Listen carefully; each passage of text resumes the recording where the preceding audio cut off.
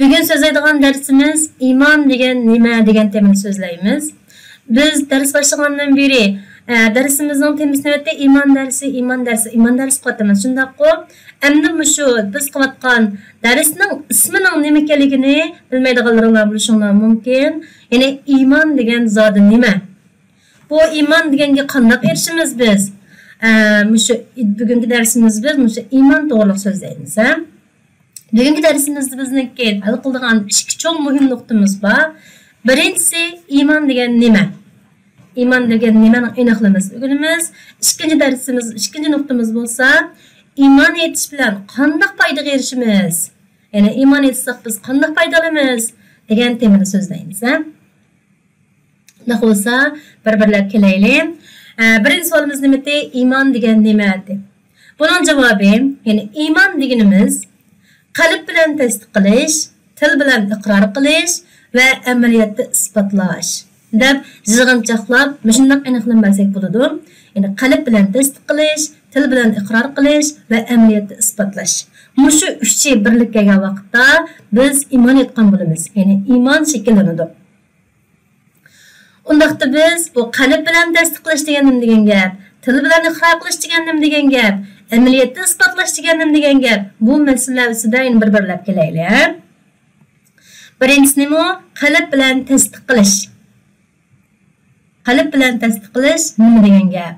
Buni ko'rib boqaylik. Tasdiq degan Uyg'urcha ma'nosi qaranglar. Bir narsani tasdiq qilish degan gap, ashunga rost ekanligiga ishonish yoki shuni isbotlab chiqish degandek ma'noda. Masalan, tamg'i bilan bir qog'ozning ustiga tamg'i bassak nima bo'ladi? Shu qog'ozning ustidagi xatninki rost ekanligiga bo'lgan bir tasdiq bo'ladi. Shundaqmi? Ya'ni arabcha tasdiq deganning ma'nosi mana shu tamg'i urishdan o'xshash deb tushunsanlar bo'ldi. Qalbdagi tasdiq shunday deb tushunsanlar bo'ladi.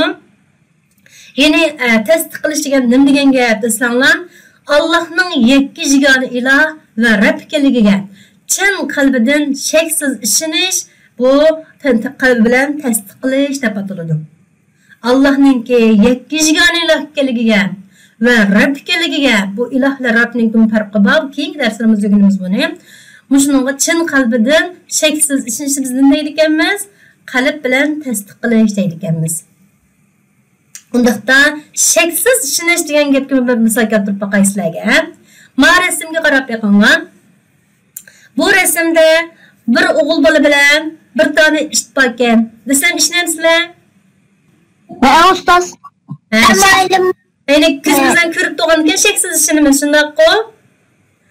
Tamam. Unda men so'rab boqay. Bu bola bu rasmda yolg'iz emas ekan. Bu rasmniki mana bu tarafida ko'rinmagan, bir tarafida bu bolaninki bir dadasi bor ekan. Desam ishonamsizlar? Yo'q, muallim. İşenmeysen şundan bu körmegendekin dadası bulması mümkün, yalğız buluş mümkün deb bunga şek qildingmi? Tamam. Onda bo'lsa yana dey. Mavzuning ichida nurg'unlagan biliq bor ekan, lahmi bor ekan desam ishonamsizlar?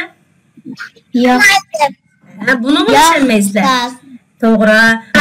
Men tunji qatim bu rasmda bir o'g'il bola bilan bir it bor ekan degan gapimga sizlar shaksiz ishondinglar. Boshqa gapimga ishondinglarmi? Uni shak qilib qoldinglar, shundami? Ya'ni shak degandan keyin men sizga tushuntirishim misolni keltirdim. Shak degan nima? Qalbimizdagi gumon, shundami? Haqiqiy ishonish degan gap shaksiz ishonish deganlik bo'ladi. Undaqda qalb bilan tasdiq qilishning ma'nosini tushundinglarmi? Allohningki birligiga, borligiga qalbimiz bilan haqiqiy hech qanday shak qilmasdan ishonishni deydi ekanmiz. Qalb bilan tasdiq qilish deydi ekanmiz. Tushundinglar? Iymonninki birinchi qismi nima bo'ldi? Qalb bilan tasdiq qilish bo'ldi. Endi iymonninki ikkinchi qismi nima bo'ldi? Til bilan iqror qilish. Til bilan iqror qilish degan nima degan gap? Ya'ni o'zining iymon etganligini boshqalarga so'zlash. Musulmon ekanligida og'izda mustahkam turishni deymiz, til bilan iqror qilish deymiz. Ya'ni men musulmon, men Allohga ishonaman, men iymon etdim debchi har qanday yerda, har qanday qadamning qishidichi o'ziningki iymon etganligini, o'zining mustahkam ekanligini, o'ttirg'a qo'ya oladigan, ham buning uchun oxirgacha mayli qandoq bir ishga uchrab ketsin, mustahkam tura oladigan bo'lishini deydi ekanmiz, til bilan iqror qilish deydi ekanmiz.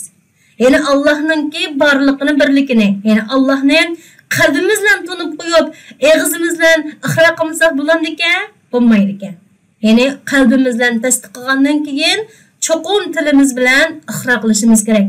O'zimizning iymon etganligini, o'zimizning musulmon ekanligini har vaqt dadil holatda iqror qiladigan, so'zlaydigan bo'lishimiz kerak. Ham buning uchun har vaqt bu iqrorimizda mustahkam turishimiz kerak. Shu vaqtda biz til bilan iqror qilgan bo'lamiz. Sahobalarning hayotga qarab baqsaq, Payg'ambar alayhisolamning davrida yashagan musulmonlarning hayotiga qarab baqsaq, sahobalar iymon etgandan keyin o'zini til bilan butun kofirlarning oldida o'zining iymon etganligini oshkor qilgan sahobalar. Ömer radıyallahu anh'ın bo'lgandikan, içinde en yetik xabarga yaratgan vakilliklarga qayta degan chog'da payg'ambarimiz degan Qurayshlik Ömer radıyallahu anh shuni kitib, men Muhammadning diniga kirdim desa, umuman vakilliklarning yanına kitib, egiz bir yer chiqib, Ömer din yanında desa, Ömer radıyallahu anh korkmay turib, men din yanmadım, Muhammadning diniga kirdim degan. Maşallah, maşallah. Yani Ömer radıyallahu anh iman etgandan keyin mushunda iqror qilgan. Uningdan boshqalar kelib, kofirlar kelib urushqa topshirgan vaqtidamichu qat'iy yenib qolmagan. Uningdan boshqa bir sahoba, Abu Zar G'ifari ismli bir sahoba bor. U sahoba shu G'ifari qabilasidan kelib, Makkadan Payg'ambar alayhisolamdan ko'rishib musulmon bo'lgandan keyin chiqib Kabe'nin aldığı berip özüneki musulmon bo'lganligini o'shada e'lon qilgan. Men musulmon bo'ldim degandan keyin Makka mushriklar shu yerda urib ketgan. Yani bu sahabeler mana shunda iymonida shunchalik mustahkam turgan, til bilan iqror qilgan. Hatto Bilal radhiyallohu anhuni bilasizlar.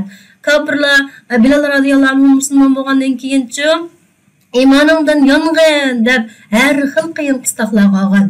Ama Bilal radıyallahu anh nima degan? Allahu ahad, Allahu ahad, yani Allah bir deb her vaqt og'zidan tushmagan. Yani bu sahabelarninki bu iymonni qarasanglar, haqiqiy iymonning nimaligini ko'rib olamiz. Tilda iqror qilishning nimaligini bildinglarmi? Bildik.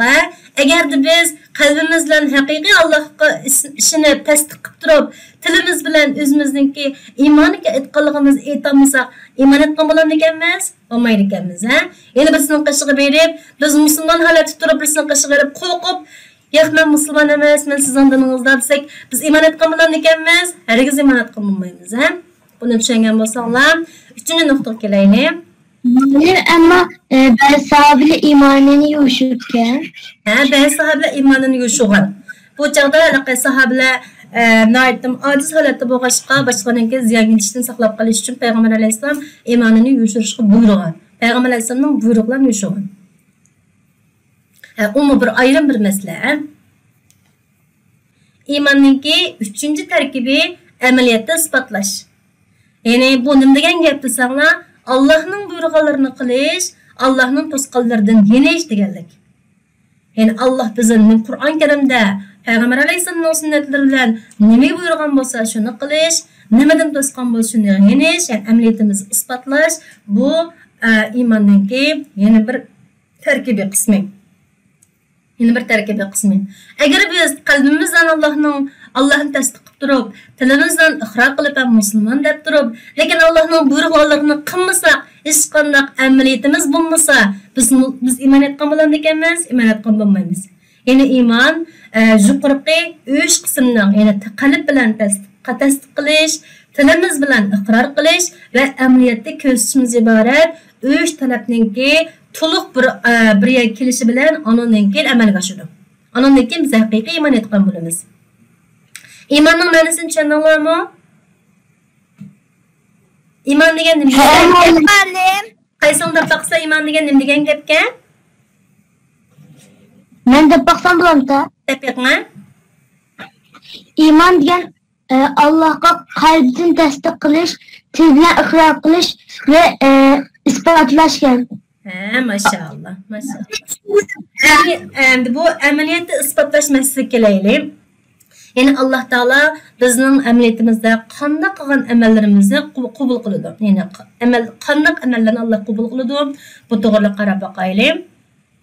Mayat qarab boqaylik. Mayat qaysini o'qib Nasiba Nasiba o'qib معقول فمن يعمل من الصالحات وهو مؤمن فلا كفران لسعيه Kimki mümin bulup yaxşı amellerini kılırken onun amelinin savabı zayi etmeydi. Onun amelini yani amelini çokun hatırıyla koyamaz. Maşallah.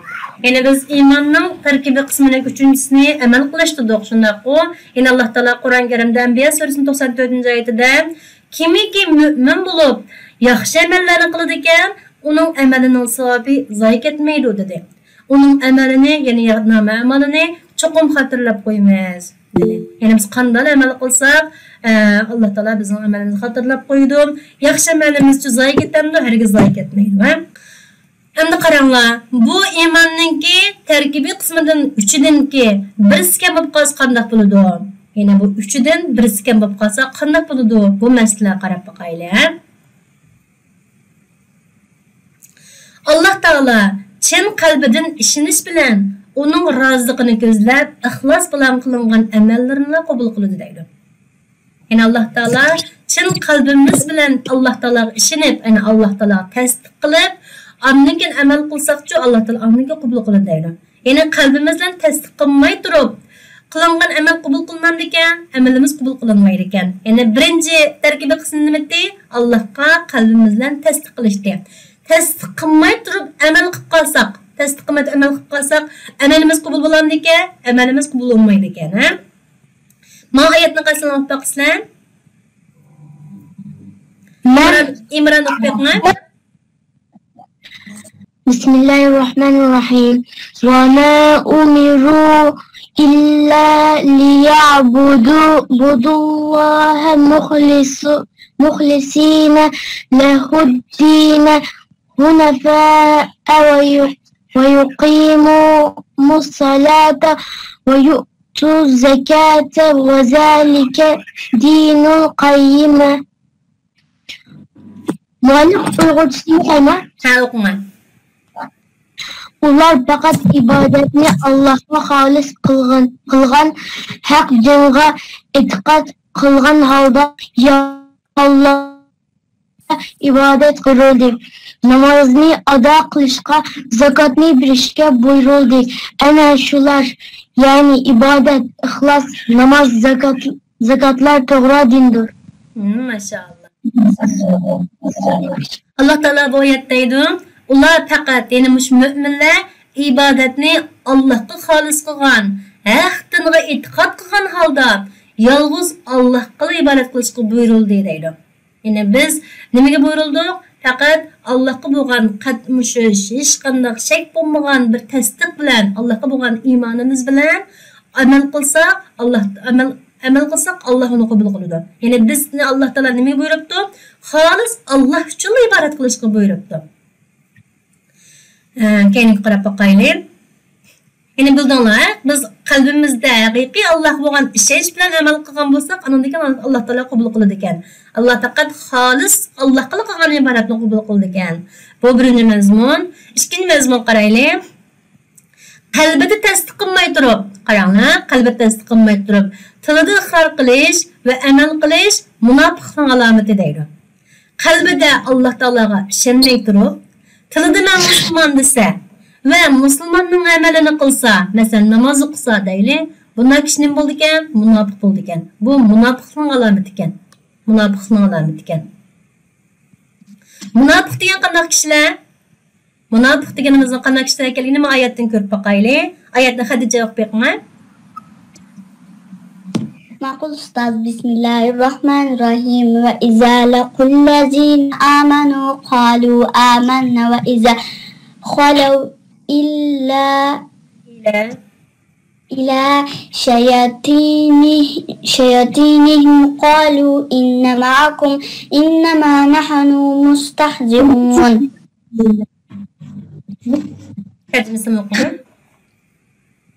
Ular müminler bilen uçuruşkanda biz iman ettik deyişidi.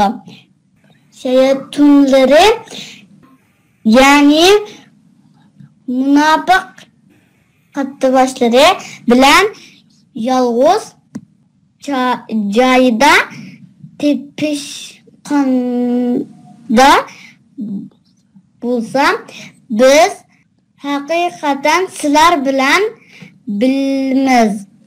Fakat tilimizden vücudula iman edip koyup müminlerini hıra kılımız deydi. Maşallah. Yani Allah Teala bu ayette münafıkların qandaq ekanligini so'zlab bergan. Yani o münafıklar müminlerle uçrashgan vaqtida neydi biz iman etdik deydi. Ammo lekin shayotinlar bilan nega münafık katta başları bilan ular bilan yolg'iz joyda uchrashgan chog'da nima deydi ekan? Münafık katta başları uchrashgan vaqtida biz haqiqatan sizlar bilan birga faqat tilimizning uchida iymon etib qo'yib mu'minlarni masxara qilamiz. Yani biz haqiqiy iymon etmadik, faqat tilimizni biz musulmon deb qo'yib musulmonlarning orasiga kirib olib shunday yashayotimiz, lekin biz sizlar bilan bir yo'lda deydi ekan. Bunlar kishilarni Alloh taolo nima degan? Bunlar kishilarni Alloh taolo munofiqlar degan. Munofiqlar degan. Yani munofiqlar do'zaxningki eng cho'nqur yeriga kiradigan, Allohning noyitin va g'azabiga uchraydigan kishilar. Chanalar, yani qalbida tasdiqi yo'q. Yani qalbida Alloh taologa iymon etmay turib, tili bilan yani men musulmon deb qo'ysa, musulmonlarga o'xshash amallarni qilib qo'ysa, namoz o'qib, ro'za tutib qo'ysa, bu kishi musulmon qilamdikan, iymon etgan qilamdikan, iymon etgan bo'lmaydi. Bu kishi balki nima bo'ladi? Munofiq bo'ladi. Munofiq bo'ladi, ha? Bildinglar? Endi 3-nokta, yani bu 3 noktaniki birisiga qanday bo'ladi degan 3-nokta, qalbida iymon etish ve tilida iqror qilish, ammo amal qilmaslik kufrlikning alomati. Qaranglar, qalbida iymon etibdi, qalbida Allohga ishonibdi, tilida iqror qilibdi, men musulmon debdi, ammo amal qilmabdi. Allohning buyurganlarini qilmabdi, Allohning to'sqanlaridan yonmabdi, namoz o'qimabdi, ro'za tutmabdi, zakot bermabdi. Bu kishi nima bo'ldi ekan? Bu kishi kofir bo'ldi ekan. Ya'ni bu amal qilmaslik nimaning alomati ekan? Kufrlikning alomati ekan. Bununla dalil keltirib bakayım. Bununla bizningki musha iblisninki dalili en çok dalil bo'lalaydi. Ma'ayatni Muhammed o'qiyman. Qala rabbi fa'anzirni ila yawmi yub'asun. İblis, Perverdigarım bana halayık tirildirildiğin gün yana kıyamet küçe mühlet versen yana meni hayat kaldırsan dedi. Maşallah, maşallah. İblis qaranglar. Rabbi debdi. Rabbim debdi. Qaranglar. Meni qiyomat kunigacha menga muhlat bersa debdi. Mao iblisninki Rabbim deganiga qaranglar. Rabbim deganiga qaranglar. Endi bir oyat qarab boqaylik. Bu oyatni Aysha o'qib baqsin. Aysha o'qib baqma.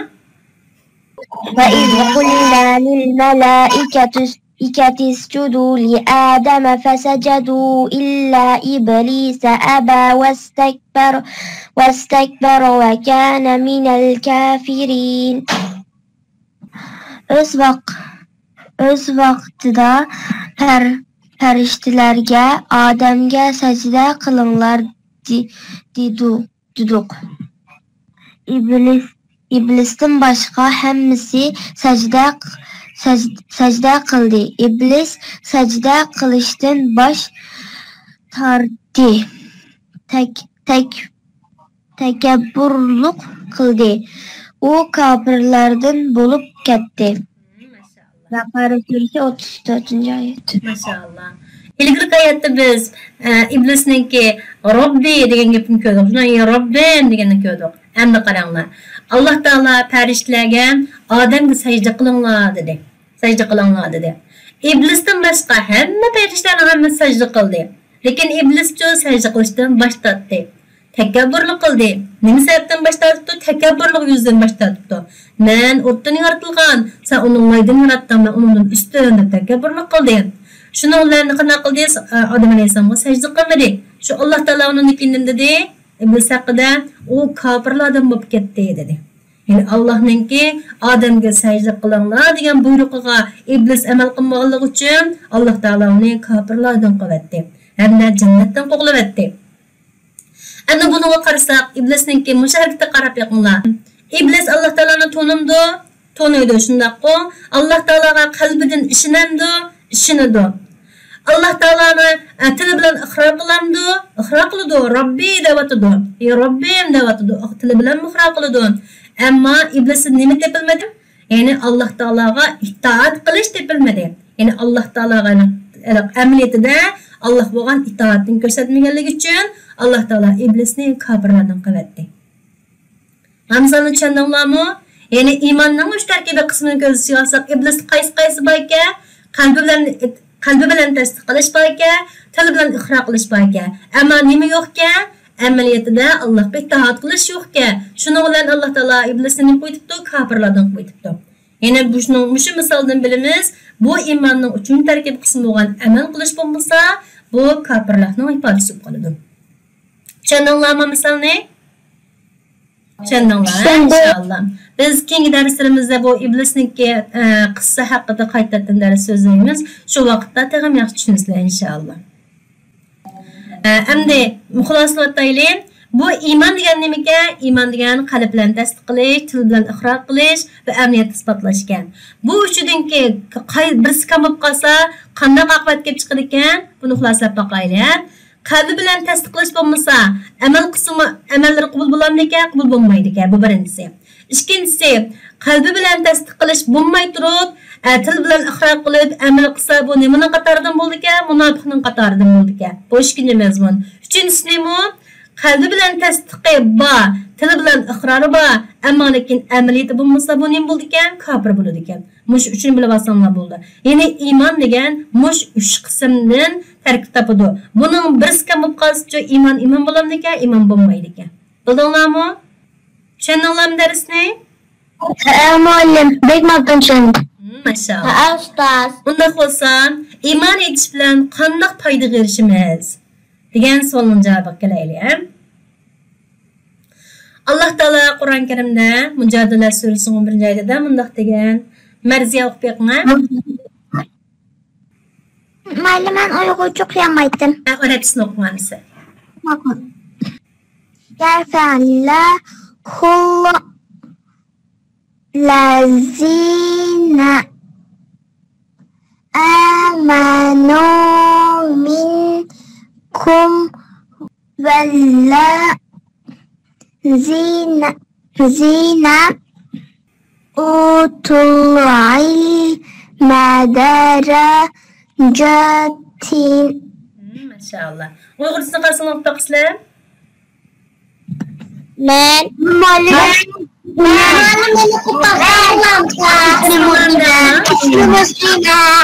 Muslima o'qima.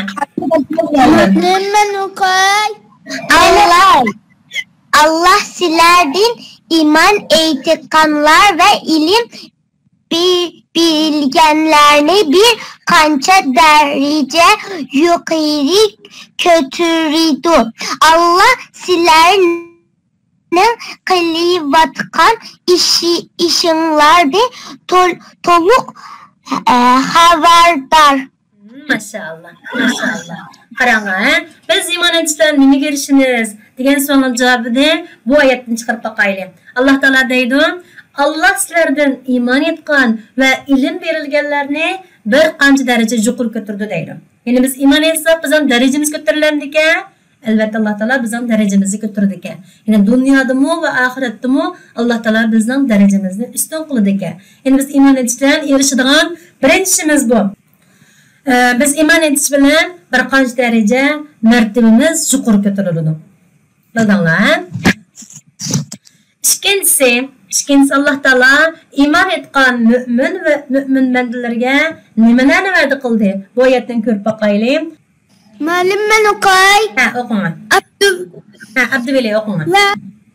وعد الله المؤمنين والمؤمنات جنة تجري من تحتها الأنهار خالدين فيها وما سكينة طيبة في جنة عدن ورضوان من الله أكبر ذلك هو الفوز العظيم. Allah müminler ve mümin ayollarga astidan üstünden akıp turduğan cennetlerini va'da qildi. Ular cennetlerde mengu qaladı. Hemmişe turduğan cennetlerde güzel joylarni va'da qildi. Ular işidigan Allah'ın vaziliki cennet nimetlerinin hemmisinden kattır. Bu çok baxtdir. Maşallah. Allah Taala bizga nima va'da qildi? Iymon etgan mümin er ve mümin ayollarga ostidan o'stanlar yiqib turadigan jannatlarni va'da qildi deydi. Yani biz iymon etishlar nimaga erishir ekanmiz? Allohning jannatiga erishir ekanmiz. Bu iymon etgan mümin er ve mümin ayollar jannatlarda mangu qoladi deydi. Hamisha turadigan jannatlarda Allah Taala güzel joylarni va'da qildi. İman etgan kishilarga Allah Taala güzel joylarni va'da qildi. Ular erishadigan Allohning roziligi, yani jannat ne'matlarining hammasidan kattadir. Yani Allohning roziligi hammadan katta. Bu cho'ng baxt deydi. Biz iman etishlar nimaga erishar ekanmiz? Allohning jannatiga, Allohning roziligiga erishar ekanmiz. Yani biz dunyo va oxiratda baxtli insonlardan bo'la ekanmiz. Allah Taolaninki iman etgan kishilarga qilgan va'dalarini ko'rib boqaylik. Yuqorida biz Allah Taolaning iman etgan kishilarga qilgan oxiratdagi ne'matlarni ko'rdik. Shundami? Darajamizning ustun bo'lishi dunyo va oxiratdagi ish. Ammo jannatga erishish, Allohning roziligiga erishib baxtli bo'lish bu cho'ng oxiratdagi ish. Endi Allah Taolo iman etgan kishilarga dunyoda qanday va'dalarni qildi? Bularni ko'rib boqaylik, ha? Allah Taolaning birinchi va'dasi mu'minlarni qo'g'dash. Yani Allah Taala müminlerini qo'g'dayman deb va'da qildi. Bunun dalili Hayd surasining 38 oyati. Qaysini o'qib boqsizlar? Muallim ben Uyg'urchasini o'qisam bo'ladi. Arabchasini o'qisam İmran. İmran arabchasini o'qing, yana bir qiz Uyg'ursini o'qing. İnnallaha yudafi'u anillazina amanu. Allah müminlerini çokum qo'g'daydi. Maşallah. Allah Taala Hayd surasining 38 oyatida innalloha yudafi'u anillazina amanu dedi. Allah müminlerini çokum qo'g'daydi dedi. Yani Allah Taala müminlerini dunyoda kafirlarning zulmini qo'g'daydi.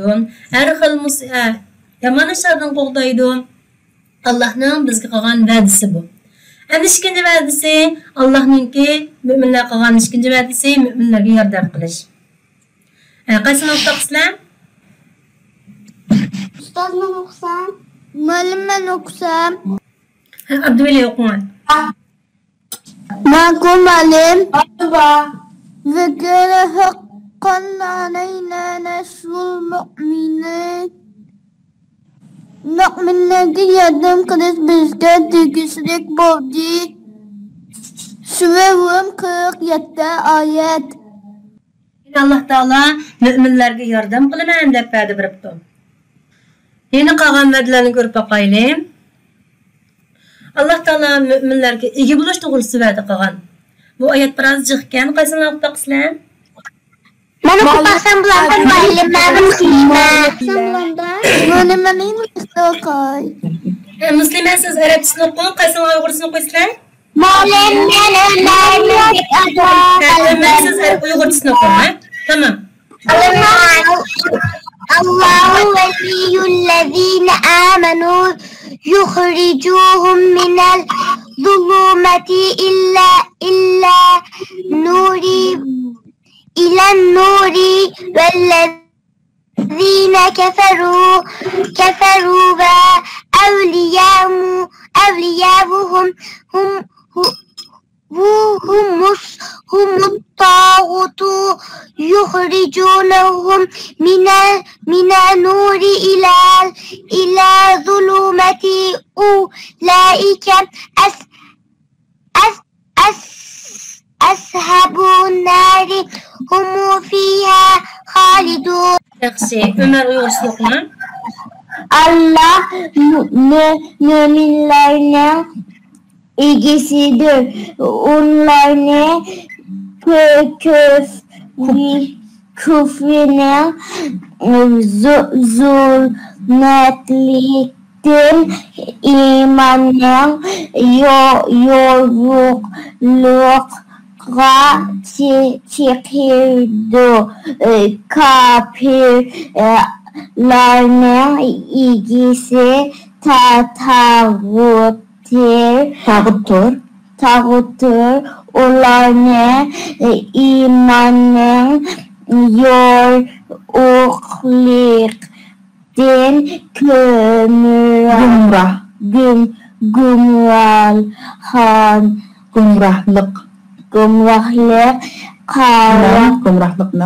gumrahlıkны karangılığa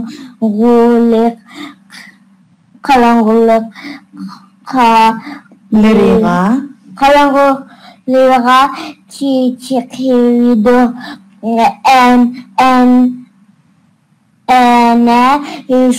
Şular ehli dozaktır. Onlar dozakta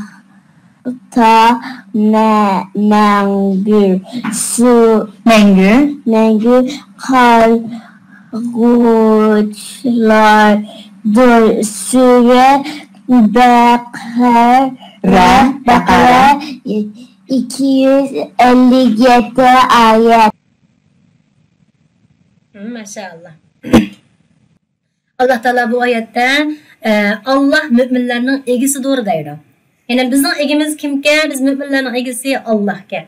Yani Allah Teala bu müminlerini küfrünün zulmetlerinden imanın yorukluğuna çıkardı. Kafirlerin egisi tağuttur deydi. Tağut degan nima desanglar? Allah'tan başka ibadet kılındıgan narsalarning hammasi tağut. Mushu kafirlerin egisi nima ekan? Tağut ekan. Tağut ularni imanning yorukluğundan gumrohlikning qorong'uliklariga chiqardi. Ana shular ahli do'zax. Yani bu kafirlar ahli do'zaxdir. Ular do'zaxda mengi qoluvchilardir deydi. Yani Allah Taala müminlerge men ega bo'laman deb bizga va'da bergan. Yani bizning egimiz kim o? Allah. Bizga har vaqt Allah Taala biz egib turdi. Yani Allah'ning va'dalaridan to'rtinchisi müminlarni to'g'ri yo'lga boshlash. Allah Taala müminlarni to'g'ri yo'lga boshlayman deb va'da qilgan. Ayet surasining 54 oyatini qaysini o'qib baqsizlar? Ben okusam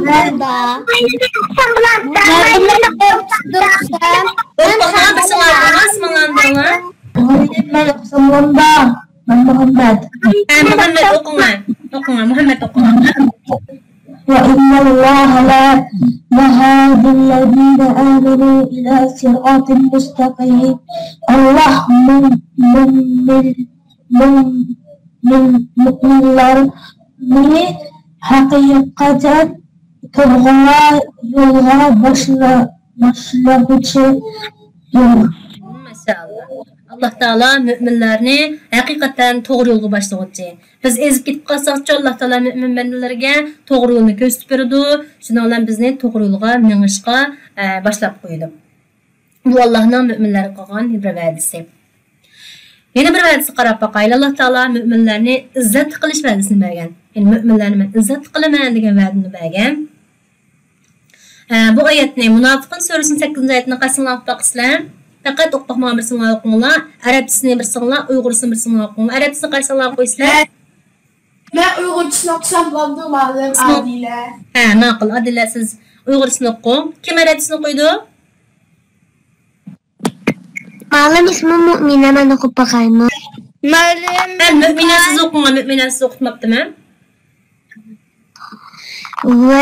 Velillahil izzatu ve lirasulihi ve lil mu'minina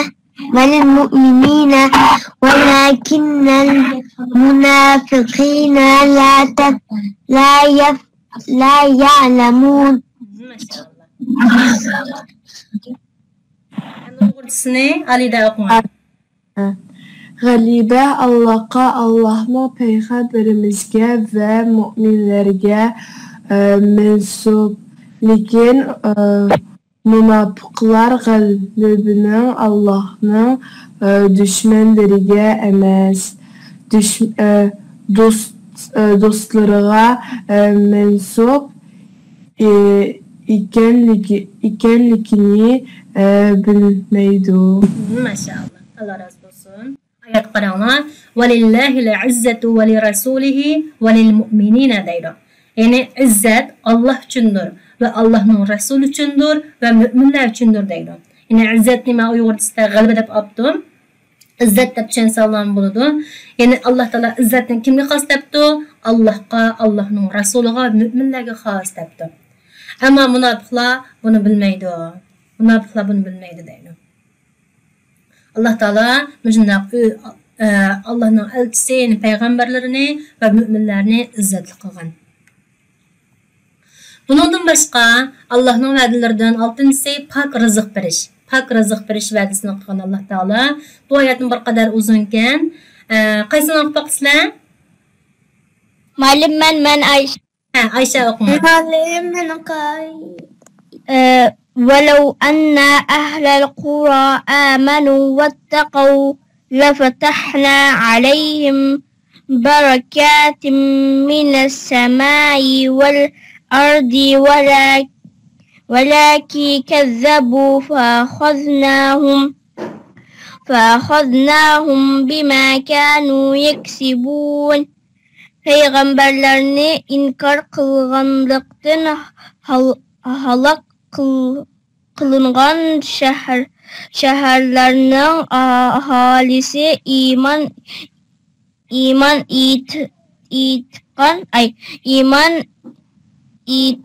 itkan ve küfürden günahlardan saklangan bolsa idi. Elbette ularni asman zeminin paravanlıklarına müyesser kılattık. Lekin ular peygamberlerini inkar kıldı. Şuna ularni öz kılmışları tüpeyliğinden halak kıldık. Maşallah, maşallah. Yani Allah Taala şehirlerinin ahalisi iman etgan ve küfürlerden, günahlardan saklangan. Oyun başlandı. Durun ama dersin az kaldı ya. Allah Taala ne deydi? Şehirlerinin ahalisi iman etgan ve küfürden saklangan bolsa idi. Elbette ularni asman zamanning paravanlıklarına müyesser kılattık deydi qaranglar. Yani şehirlik ahalisi iman etgan bolsa, günahdan saklangan bolsa, biz ularga qaranglar. Lefetahna alayhim berakatin minas semai vel ardi deydi. Asman zamanning bereketlerini içip berettik deydi. Asman zamanning bereketlerini içip berettik. Ularga aytım köp rızıklarını berettik, aytım bay qilib etdik deydi. Ama lekin ular peygamberlerini inkar kıldı, bu kişi bu şehir ehli. İnkar kıldı şunlarni öz kılmışlar tüpeyini halak kılıp ettik deydi. Yani bizdeki köp rızık verişimizin sebebi nemike? Bizdeki iman etişimiz və küfrdən uzaq durub, günah məsiyətlərdən saxlanışımız bizning Allah'ınki şundaq asman ziminning bərəkətiga erişishimizning səbəbi bo'ladi ekan.